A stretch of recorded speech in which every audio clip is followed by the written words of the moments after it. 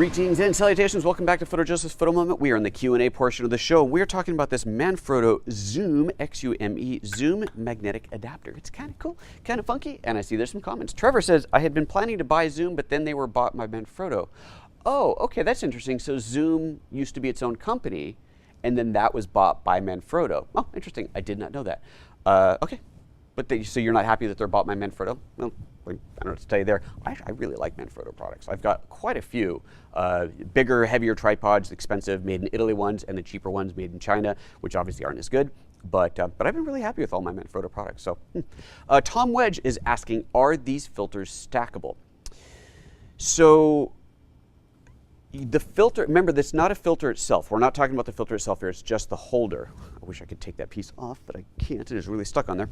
And that is likely because the filter that I've screwed it into is not the greatest quality filter in the world. Anyway, you could stack filters on top of the filter that you have on here. So like I've got an ND. If I wanted to put a red filter for some reason on there, and I could do that.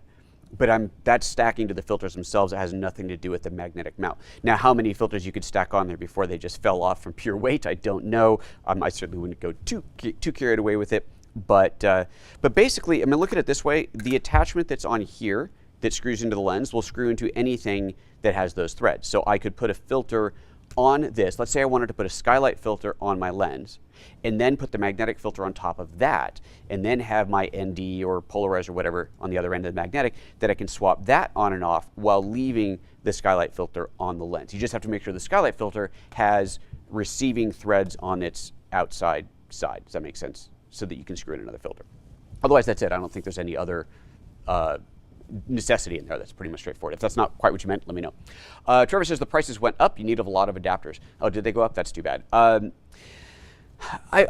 mean, needing a lot of them. Remember, so I bought the 67 millimeter because it's the biggest filter that I generally use. This is the 8 to 18 millimeter. That's what I kind of base my filter size off of.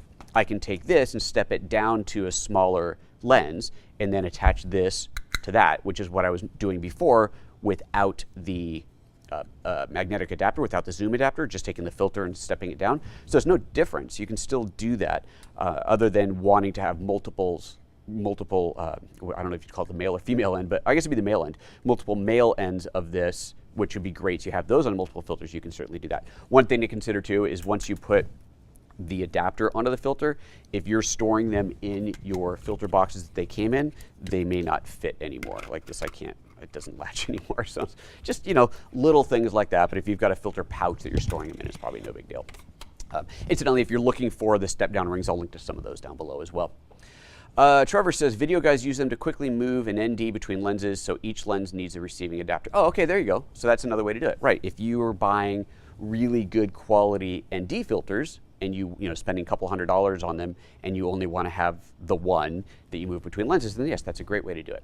In which case, you would need to have multiple receiving ends on each lens, and then you could swap it between it. I like that. That's really good. Oh, I see Trevor also said you've never heard of these just falling off. That's good. A good number of video guys use these. Yeah, there you go. I'm digging it. Yeah, it's not the cheapest thing in the world. Okay, admittedly, 50 bucks for these 2 rings, but it's probably help if I put this piece on. It's Mafrotto. I'd like to think that means it's decent quality. Again, like I said earlier, my Mafrotto stuff I'm all very happy with. And yeah, it's been working for me quite well. Any other questions in here? It doesn't look like it. No other questions, then you can. If we don't get another question here real quick, we're going to call it a day and get on out of here.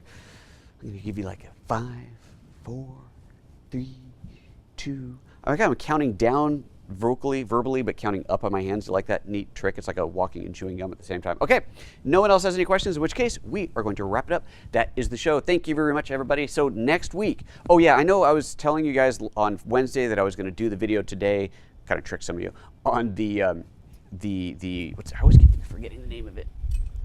The port key adapter monitor. The reason I haven't yet is it's still not listed at B&H. I don't want to do a show on it until you can actually go out and get it. I've had this for a little while. It's supposed to be on B&H. Like it's one of those any day now. I keep checking, it isn't there. So I'm not going to do a show until it is, but hopefully that will get up there soon and we will do that. All right, guys, that's it. Now I'm out of here. Take care of yourselves. Have a good weekend. See you next week.